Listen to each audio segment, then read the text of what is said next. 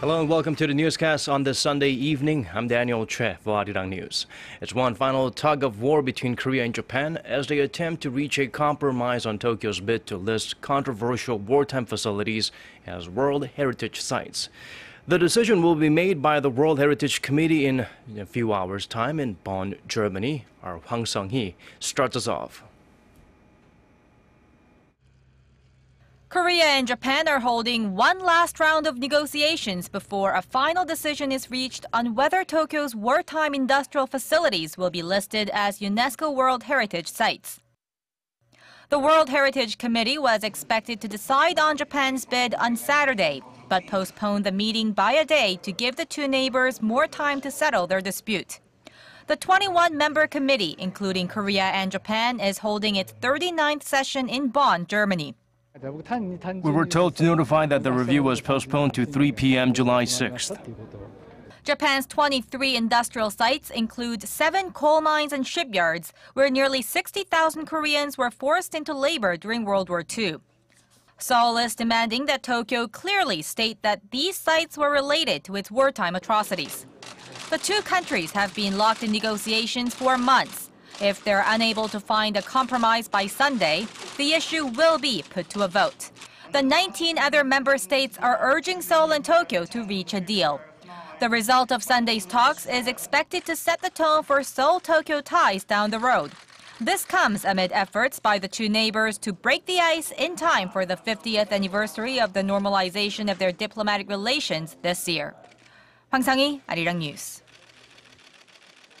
Korea reported a new MERS case today, bringing the total number of people diagnosed with the disease to 186. The latest case involves a 50-year-old woman whose husband was infected with the virus while staying at Samsung Medical Center on May 27th and 28th. According to the health ministry, he tested positive for the disease on June 12th but was released from the hospital on Friday. Of the 186 people diagnosed with the disease so far, 37 remain hospitalized and 12 are in critical condition. The MERS death toll remains at 33, unchanged since Tuesday, and the fatality rate remains at around 18%. On a more positive note, 116 people have been discharged from the hospital following full recoveries. Greek citizens are going to the polls today on Sunday to vote in a historic referendum on the question of whether to accept or reject the terms of an international bailout package set by their creditors. Polls open today at 7 a.m. local time and will stay open until 7 p.m. for what is expected to be a tight result that in any case will change Greece's future. Our Hwang Sung-hee has the details. The answer is nay or ohi, yes or no.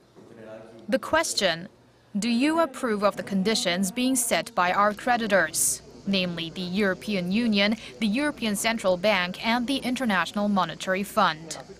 That's what Greeks have to decide this Sunday as they vote in a historic referendum on a bailout package set by its creditors.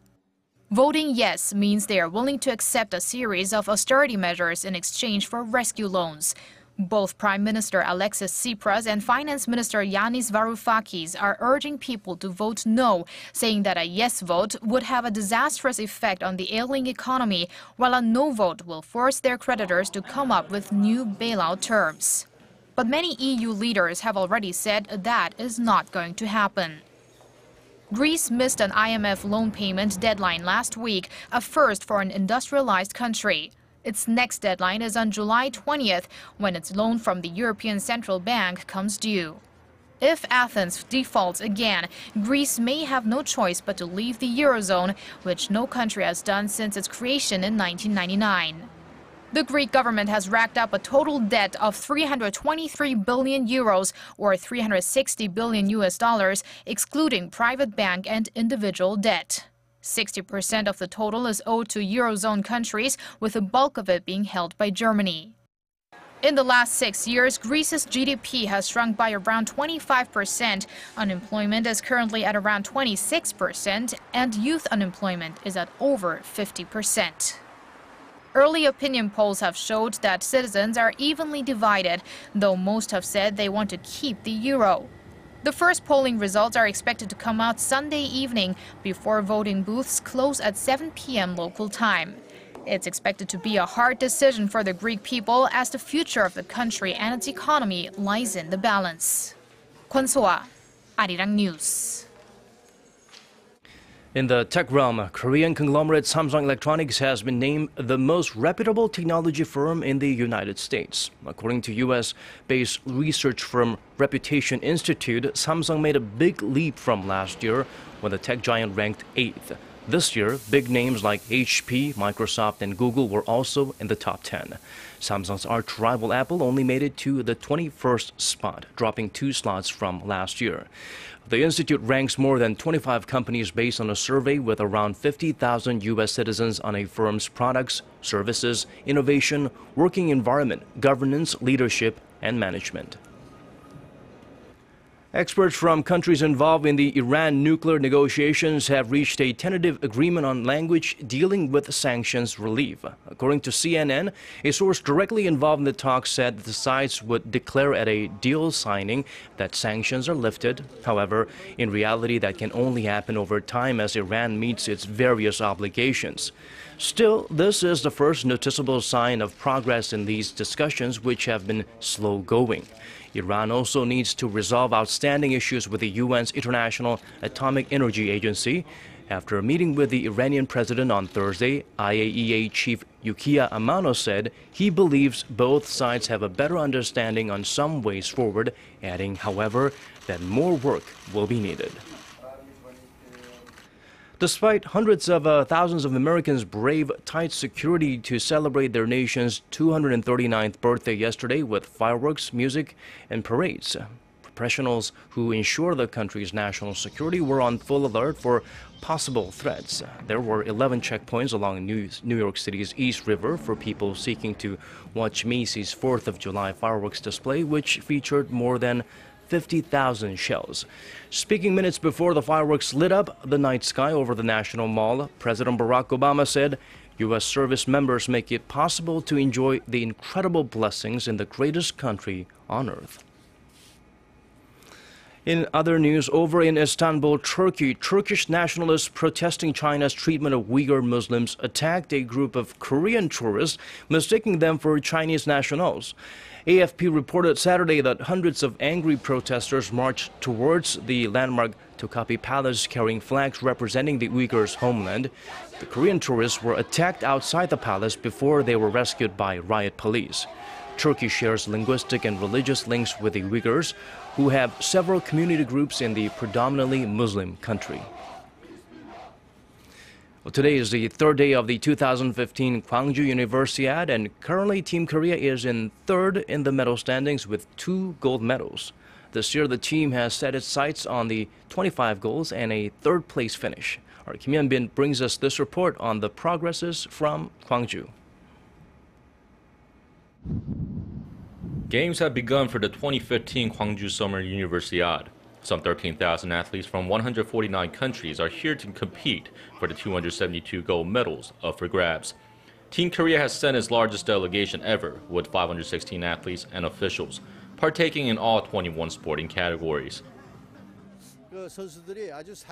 With the country's support and that of local residents, we'll do our utmost to win as much as we can.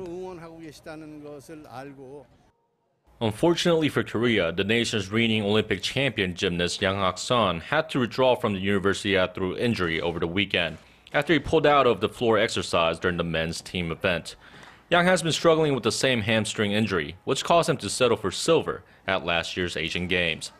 Korea has done fairly well in past Universiades, coming 3rd overall in 2003 and 2011, and 4th overall in the last Universiade held in the Russian city of Kazan in 2013. With the home crowd behind them, Team Korea is aiming to win 25 gold medals this year and seal a 3rd spot in the medal table. Team Korea must beat their arch-rival Japan in the medal standings to have a chance of finishing 3rd overall. Kim Hyun-bin, Arirang News, Gwangju. Staying in sports, this time soccer, Chile has beat Argentina to win its first Copa America title. Meeting Argentina, the favorite to win it all, with superstar Lionel Messi in their lineup, it seemed the odds were stacked against the home team as it went into the finals. But energized by their own fans in Santiago, Team Chile neutralized Messi's squad until the time ran out and went on to beat Argentina on penalties 4-1. Chile's goalkeeper Claudio Bravo was the big hero of the match. Messi, on the other hand, failed to make much of an impression and missed another opportunity to etch his name on the trophy of another global competition after Argentina lost to Germany in last year's World Cup. And now for a quick look at the weather. We are in for rain showers nationwide starting Tuesday here in Korea, starting with a heavy downpour in Jeju on Monday. But before the rain falls, be prepared for some scorching heat with temperatures of around 30 degrees Celsius on Monday. Meanwhile, Typhoon Chanhom is set to gain strength after weakening significantly before the weekend, so be sure to be prepared for that. And now let's check out the weather conditions around the world.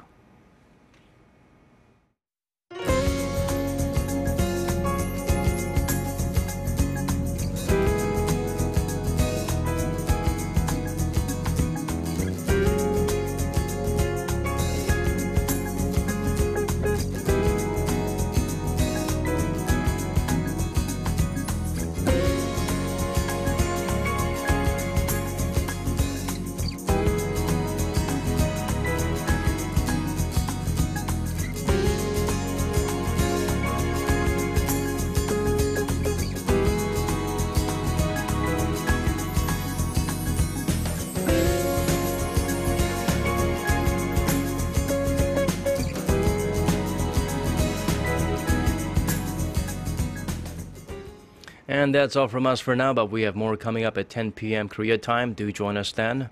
Thank you for watching.